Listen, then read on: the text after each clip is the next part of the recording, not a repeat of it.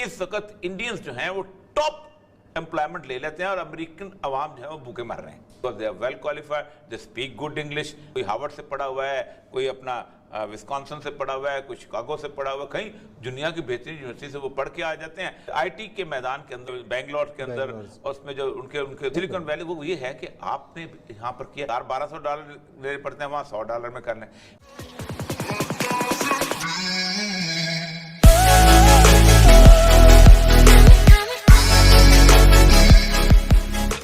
हम इतने भोले नहीं हैं कि we should not consider the threats of Indian and Chinese economy, कि हमें इंडिया और चीन की जो मईशत है उसका खतरे का इल्म ना हो।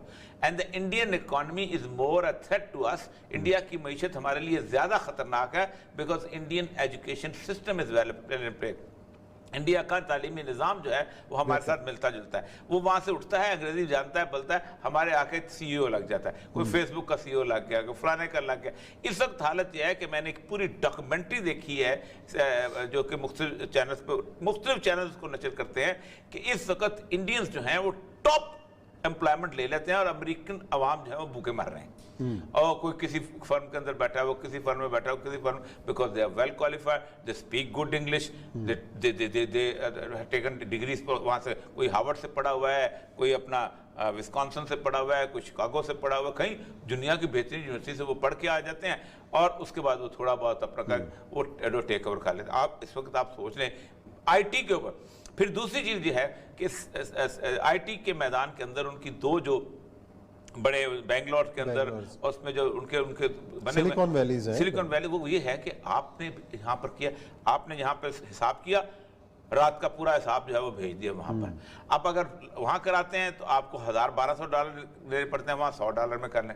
फिर हमारे यहाँ आप देखा होगा TRG जितनी भी यहाँ पर ऑनलाइन शॉपिंग जो वो सारी यहाँ से बच्चियाँ और बच्चे कर रहे होते हैं, क्योंकि वहाँ से आप एम्प्लॉय नहीं कर सकते। ये ऐसे थ्रेट्स हैं जो कि जिसको ट्रंप ने एनविसेज किया था कि भारत किस किस तरीके से पाकिस्तान के अंदर जो है वो दहशतगर्दी के वाक़यात में मुलव्वस है।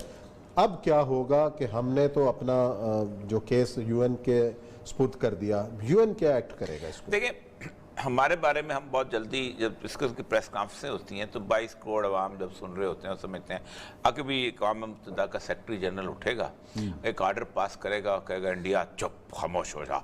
ऐसा नहीं होता ना, ऐसा यूनाइटेड नेशंस बनाई गई थी इस किस्म की।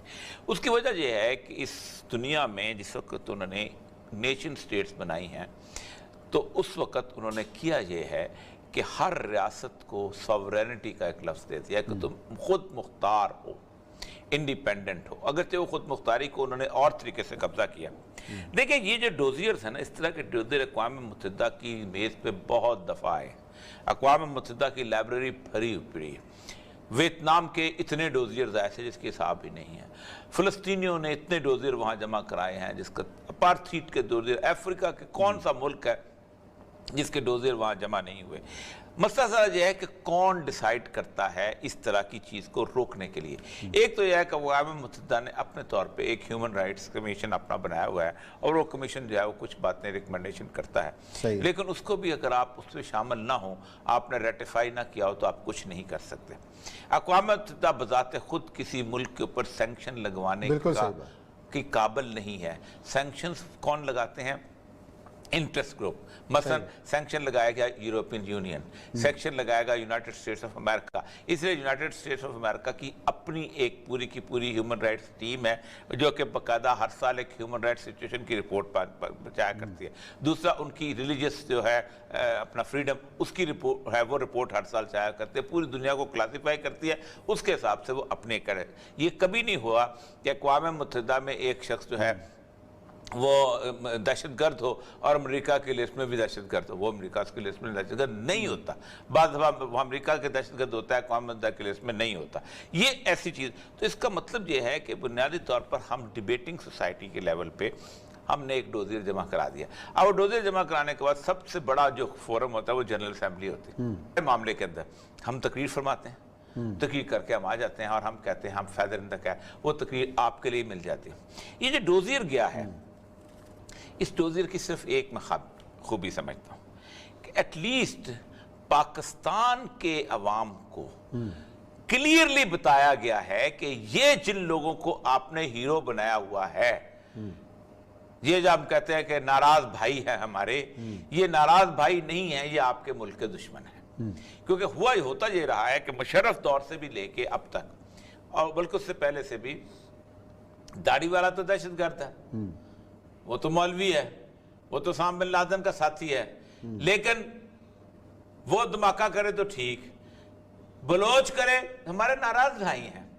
ये जो उन्होंने डोजियर निकाल के दिखाया है बलूचिस्तान के अंदर, जो इंसर्जेंसी है और ये है, ये सबको पता। लेकिन इस डोजियर के अंदर सबसे बड़ी बात जो मैं सिर्फ समझता हूँ ये है कि खुल के हमने बयान कर दिया है लोगों के सामने। मेरे और आपकी कंजम्पशन के लिए एक बात वाज़ेह हो गई है कि आप अगर टॉक शो में हम बुलाएंगे किसी को तो कहेंगे कि ये जो सबूत हैं इसका तुम्हारे पास क्या इसका जवाब है।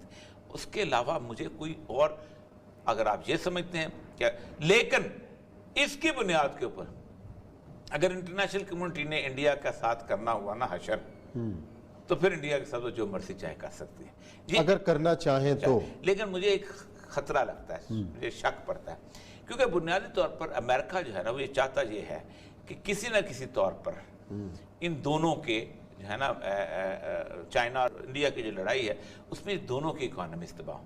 क्योंकि लड़ाई में ये कभी नहीं होता कि एक बंदे की इकोनॉमी का तबाह हो। तो बुनियादी तौर पर ये डोजियर मेरे ख्याल है पाकिस्तान को भी कहीं कहा गया है कि डोजियर तो जमा कराओ ना, ताकि वक्त पे काम आएगा। तो मैं ये समझता हूँ कि बुनियादी तौर पर हो सकता है कि किसी वक्त इंडियन डोजियर, इंडिया के खिलाफ भी डोजियर इस्तेमाल हो जाए, अगर हमारी किस्मत अच्छी है, वरना तो नहीं होता।